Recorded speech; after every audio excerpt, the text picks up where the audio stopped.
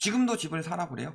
작년 한 상반기 때부터 그런 이야기들이 나왔죠. 투자 수요는 살 때가 아니지만 실수요는 사야 할 때다. 그런데 그 이야기를 아직까지도 하고 있죠. 작년 상반기부터 집값 오른다는 사람들이 투자 수요는 사지 말라고 그랬어요. 저희가 이야기하는 투기 수요들 사지 말라고 그랬는데 실수요는 사라고 그랬죠. 그러면은 그게 끝물 시장이란 이야기인데 작년 말 그리고 올해 초까지도 계속 똑같은 이야기를 하고 있더라. 1주택은 투기가 아닌 보험이고, 그래서 투기 수요들은 출구 전략을 통해 팔지만 실수요들은 사라, 이런 이야기 하고 있죠. 그러면서 자금 계획이 마련되었다면 당장이라도 집을 마련하라. 역사적으로 집값은 조정을 받은 적이 있지만 꾸준히 우상향하니까, 자, 꾸준히 우상향한다. 꾸준히 우상향한 이유는 뭐예요? 첫 번째는 수요가 증가하고, 두 번째는 여력이 증가했기 때문이죠. 그래서 수요가 증가한 것을 대표적으로 나타내는 것이 인구와 생산 가능의 인구이고, 여력이 증가하는 것을 나타내는 것이 경제성장. 그래서 꾸준히 우상향할 수 있었던 이유는 뭐 때문이에요?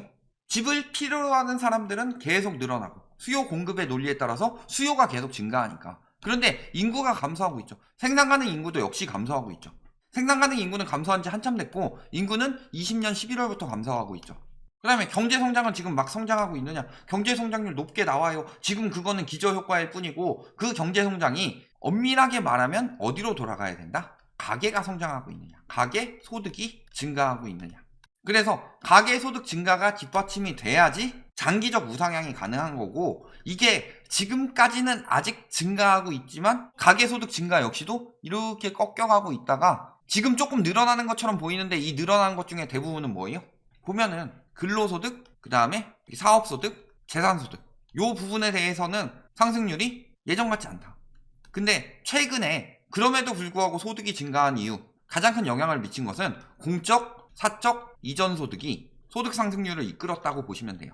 그래서 이번에 2021년 가계금융복지조사에는 2020년 소득에 대한 이야기가 나오는데, 보면은 근로소득 뭐 한 1% 정도 뭐 늘었고, 사업소득 오히려 줄었고, 재산소득은 조금 늘었죠. 왜냐면은 재산소득에서 차지하는 게 뭐 임대료 이런 것들이 재산소득에 들어가기 때문에 사업소득이랑, 그러니까 요거 조금 늘었죠. 근데 요것도 그렇게 늘진 않았는데 가장 많이 늘어난 게 공적 이전 소득.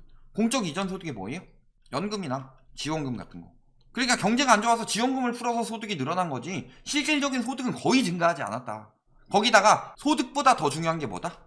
가처분 소득이죠. 연봉 2억인 사람이 있고 연봉 1억인 사람이 있어요. 이 사람이 소득은 더 높죠. 근데 집을 살려면 10억을 모아야 돼요. 근데 여기서는 가처분 소득이 8천이에요. 근데 연봉 2억인 사람은 이거저거 쓰고 막 보험료 내고 세금 내고 하다 보니까 가처분 소득이 7천밖에 안 돼. 그러면은 집은 이 사람이 더 빨리 마련하겠죠. 그러니까 가처분 소득이 높은 사회가 집을 빨리 마련할 수 있는데, 가처분 소득이 지금 증가하고 있느냐? 그렇지 않죠. 왜? 가처분 소득이란 소득 빼기 비소비 지출이죠. 근데 비소비 지출에서는 세금 및 이자 이런 것들이 들어가는데, 세금 부담 올라갔고 이자 부담 올라갔죠. 세금 부담은 앞으로 계속 올라갈 수밖에 없어요. 왜? 생산 가능 인구가 감소하기 때문에. 이자는요? 금리 계속 올라가죠. 거기다가 문제는 비소비 지출 빼고 나오는 가처분 소득에서 또 소비 지출을 빼야지 그것이 모을 수 있는 여력이 되죠. 근데 소비 지출 어때요? 물가도 계속 올라가고 있어요. 장기적 우상향 이야기하면서 뭐 일본이 드디어 버블 시기 넘어섰다. 그것도 30년 만에 코로나로 돈 엄청나게 풀어서 거기는 안 떨어질 것 같아요. 일본 같은 경우에 조정이 되겠죠. 우리나라 같은 경우는 조정 수순에서 끝날 정도가 아니고. 근데 꾸준히 우상향. 왜? 그때는 막 성장하던 시기였고 지금은 어때요? 사람은 꾸준히 성장한다. 이런 얘기랑 똑같은 거예요. 성장하는 시기가 있죠. 청소년기, 그 다음에 청년기까지는 성장하는 사람들이 있죠. 근데 중장년 들어가면서부터 성장해요. 성장이 멈추는 순간부터다. 물론 뭐 사람과는 다르게 돈이 꾸준히 풀리긴 하죠. 그래서 돈이 꾸준히 풀리긴 하는데, 지금 돈이 너무 많이 풀려서 축소하는 장세에서 그 이야기가 말이 되느냐, 이런 부분을 강조하고 싶은 거죠. 그러면서 늘 얘기하는 건, 고점이니까 투자자는 사지 말라고 그러는데 실수요는 사래요 지금. 그게 말이 되는 소리냐. 오히려 투자자는 아직 기회가 있을 수 있지만 실수요는 지금 들어갈 시기가 아니다 라고 이야기를 해야지. 그러면서 다시 오르니까 지금 떨어지는 지역들 뭐라 그래요? 떨어지기 때문에 지금이 기회다, 지금이라도 사라, 이런 식으로 말하죠. 그러면서 다시 오르는 이유 뭐라 그래요? 아까도 똑같은 이야기 하고 있지만 공급 부족 때문이라고 하죠. 일단은 다주택자 물량이 여전히 시장에 풀리지 않고 있다. 이 새끼한테 입만 벌리면 거짓말이 자동으로 나와. 다주택자 물량은 시장에 계속 풀리고 있죠. 이거는 아실 들어가셔서 매물만 보셔도 돼요. 아실 매물 다 믿지 마시고 언제 이후부터 보셔야 된다? 20년 9월 21일부터. 왜냐면 20년 8월 21일부터 허위 매물 단속 들어가겠다고 했고 과태료 부과하겠다고 했고 그 뒤에 1개월 유예기간 줬죠. 그러니까 이 이후에 나오는 매물이 그런 거지 20년 7월이랑 비교해가면서 21년 7월에 매물 줄었다 이렇게 보시면 이때는 허위 매물이 판을 치던 때고 이때는 허위 매물이 근절된 상황인데 똑같이 비교하는 건 안 되죠. 그래서 9월 21일부터 매매 매물, 그 다음에 전세 매물, 월세 매물 다 보셔라. 그래서 전세 매물, 월세 매물이 늘어나고 있다는 소리는 무슨 소리예요? 공급이 과잉이란 소리죠. 실수요 대비. 그러니까 이게 장기적인 핵심이고 그 다음에 매매 매물이 늘어나고 있다는 소리는 절대 공급 부족이 아니라는 거죠. 지금 매수자 우위 시장이다. 그래서 내 집 마련을 하고 싶은데 공급이 적어요. 다주택자 물량이 시장에 풀리지 않고 있어요. 많이 풀리고 있어요. 매매 매물 엄청나게 늘었어요. 보면은 매매 매물 같은 경우가 이렇게 늘었는데 자, 요때는 왜 늘었느냐? 법인 양도세가 20년 12월까지 팔지 않으면 21년 1월부터 법인 양도세가 증가하죠. 그러니까 그때 팔려고 막 늘었다가 뺀 거죠. 그 다음에 요때 언제예요? 21년 6월에 양도세 중과가 더 강화됐죠. 그러니까 그 전까지 팔려고 내놨다가 줄었죠. 그런데 지금 왜 늘어요? 지금 느는 건 이유가 없다. 그렇기 때문에 이게 진짜로 늘어나는 거고 이렇게 왔다 갔다 했을 때 더 많이 줄었으면은 문제가 되는데 항상 38,000에서 한 42,000 사이를 왔다 갔다 하고 있다가 늘었다 줄었다 늘었다 줄었다 하는 정도라서 매물이 유지되고 있었는데 지금 매물이 늘고 있다는 상황이 핵심인 거죠. 그 다음에 또 한 가지 공급 부족은 뭐예요? 신축. 그러면서 대출 규제로 인해 주택 매수 수요가 밀린 것이다. 그러니까 다시 오른다는데 주택 매수 수요가 언제까지 밀리는지를 봐야 되죠. 대출 규제 작년에 6%까지 됐었죠. 올해는 5대 은행에서 4%대 초반까지라고 그랬어요. 그리고 작년 6% 오히려 넘어섰죠. 6% 넘어선 이유는 뭐예요? 4분기 전세자금 대출을 포함하지 않았기 때문에. 그런데 올해는 전세자금 대출 포함하죠? 중도금, 잔금 다 포함하죠? 대출 규제가 더 심해졌기 때문에 밀렸는데 올해 또 밀릴 거예요. 계속 밀릴 거야. 점점 더.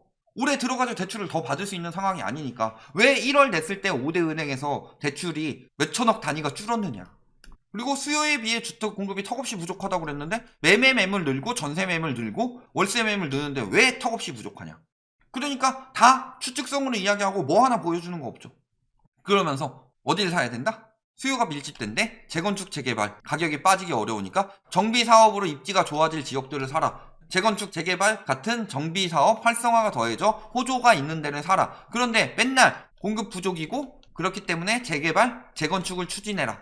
그래서 재개발 재건축을 추진하면 공급이 많이 나오니까 집값을 잡을 수 있을 것이다 라고 했죠. 그러면 재개발 재건축이 추진되는 지역이고 이번 대선 후보는 둘 다 재개발 재건축을 완화하겠다고 그랬어요. 그렇다는 것은 여기가 공급 과잉이 될 지역이기 때문에 위험하다라고 해야 되는 거 아니에요? 그러니까 부동산 전문가들이 이길 수밖에 없어요. 왜? 자신과의 싸움을 하고 있으니까. 이 사람 맨날 재건축 재개발 풀라고 그러더니 재건축 재개발 사라 그래요. 재건축 재개발 풀어야 집값을 잡지만 재건축 재개발 푸는 지역이 집값이 오를 것이다. 자신과의 싸움을 하고 있는데 어떻게 질 수가 있냐. 공급 부족 근거 없다고 그랬죠? 인허가 물량 전국은 박근혜 정부에서 좀 많았지만 서울 같은 경우는 지금보다 더 줄었죠. 오히려 MB 정부에서 추진하던 것들 박근혜 정부에서 되게 많이 없앴어요. 광명 시흥지구 지금 뭐 추진하고 있는 거요. 예전에 MB 정부에서 95,000가구로 추진했어요. 그 다음에 저기 하남 간북지구 이런 애들 다 없애버렸잖아요. 여기서 공급이요? 인허가 물량이 다음 정부에서 나오니까.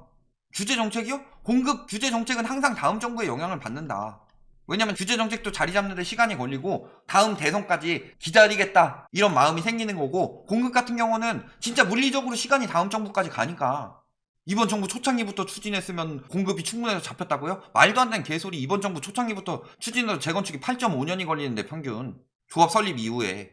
그리고 가구수 증가도 주택이 더 많이 증가했죠? 전국도 마찬가지고.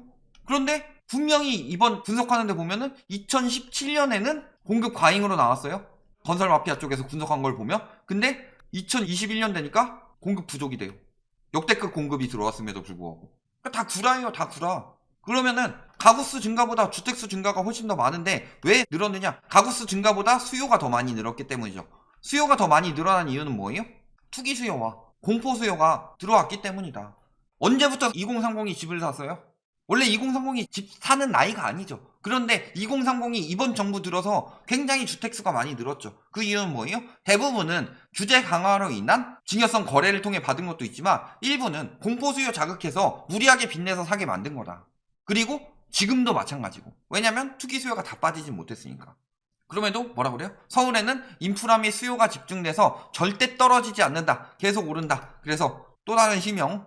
그 다음에 빠땡 이런 사람들 지금 팔면은 발등 찍고 후회하고 집값 절대 안 떨어진다. 왜? 서울에 인프라 몰려있기 때문에. 그러면 인프라를 분산하기 위해선 뭐 해야 돼요? GTX 만든 거죠. GTX 만드는데 뭐라 그래요? 서울 집중이 수도권 집중으로 가속화된다. 아니 왜 수도권 집중으로 가속화돼요? 수도권에 집중되고 있어요 지금? 여기에 집중된 걸 여기까지 풀어내는데 여기에 집중이 된다고 가고 있어요. 여기 있는 수요가 풀린다는 얘기를 안 하고. 그러면서 GTX 지역은 다 오른다. 왜 올라요? 여기가 오른다면 여기가 떨어져야지. 근데 여기보다 더 많이 올리고 있으니까 지금 해외가 나와서 떨어지고 있잖아요. GTX 따라와 오른다. 남양주일산 주목해야 된다. 여기는 수억씩 올랐고 이거 뭐 저번에 불당 뭐 이런 데 위주로 올랐다고 그랬죠? 그리고 아니 GTX 따라서 집값이 오르면은 서울은 떨어진다고 해야지. 그리고 GTX가 뭐 얼마나 효과를 봤어요? KTX랑 GTX랑 같아요? KTX랑 GTX는 전혀 달라요. KTX 지역은 그냥 고속도로처럼 막 중간에 휴게소 있고 하는 것처럼 여기를 중점적으로 역을 중심으로 활성화시키는 거고 GTX 지역은 뭐예요? GTX는 서울 출퇴근하기 위해서 만드는 거 아니에요. 중간에 내려요? KTX처럼 가다가 힘드니까 뭐 하고 뭐 그런 상황이 아니죠. 전혀 다른 이야기를 하고 있다. KTX는 전국이기 때문에 도시가 요점이 된다면 GTX는 서울 집중된 것들을 수요를 분산하기 위해서 하기 때문에 서울 출퇴근 수요들을 풀어놓는 건데 무슨 GTX가 KTX랑 똑같이 생각하냐. 3기 신도시도 수요 분산하는 거죠. 그러면서 뭐라 그래요? 서울에 공급 늘려야 집값 잡힌다. 3기 신도시 안 된다. 효과 제로다. 그러면서 서울에 해야 되기 때문에 재건축 재개발을 풀어라. 재건축 재개발로 공급돼요? 연평균 1400가구 공급됐는데 15년간 2만 1000가구 공급됐으니까 추가로 순공급은 이거 재건축 재개발 완화하기 위해서 여러 만드는 것 뿐이지. 그러면서 맨날 3기 신도시 안 된다고 하는 사람들이 공급해야 된다. 노태우 정부 때 1기 신도시로 집값 잡았다. 이 뭔 개소리야! 서울 인구수는 계속 줄어들고 있죠. 집값이 올랐기 때문에 떨어졌다라고 말하기에는 11년, 12년, 13년 다 인구는 계속 빠지고 있었죠. 왜? 91년도에 1기 신도시 입주했죠. 입주 이후 서울 인구가 늘어난 연도가 몇 개나 되냐 도대체. 대부분 서울 인구는 계속 감소했어요. 인구 분산이 되니까.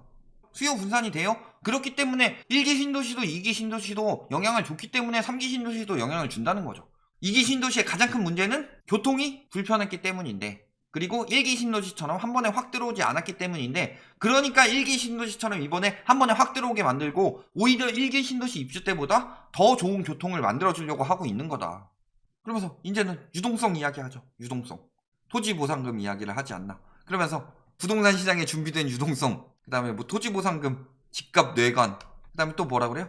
기준금리 인상 기조에도 시중의 유동성이 넘친다. 시중의 유동성이 넘친다는 자료가 어디 있어요? 유일하게 될 수 있는 게 뭐예요? 시중 부동자금. 근데 시중 부동자금이야말로 장기적 우상향이죠. 그리고 오히려 집값이 올라가니까 부동자금 튄 이유는 뭐예요? 언제든 꺼내 쓸 수 있는 돈들이 시중 부동자금인데, 즉 시중 부동자금이 늘어난다는 소리는 현금이 늘어난다는 소리죠. 현금이 늘어난다는 소리는 무슨 소리예요? 자산을 매각하고 있다는 소리죠. 자산을 매각해서 현금화하고 있는 사람들이 늘어난다. 그런데 시중에 유동성이 많기 때문에 집값이 오른다. 유동성이 넘칠까요? 자, 이런 이야기가 있어요. 12월에 감소세로 돌아섰죠. 작년 말 기준보다 2천억이 줄었다. 그리고 그 2천억이 줄었던 12월에도 5대 은행 기준은 늘었죠. 왜냐면은 부채가 줄더라도 이자가 높은 거부터 줄일 거잖아요. 그래서 부채는 줄였음에도 불구하고 12월 가계대출 총액은 0.05% 상승하는 데 그쳤죠. 5대 은행이 요만큼만 늘었어도 대출은 줄었다는 얘기죠. 그런데 1월에 5대 은행 역시도 줄었다.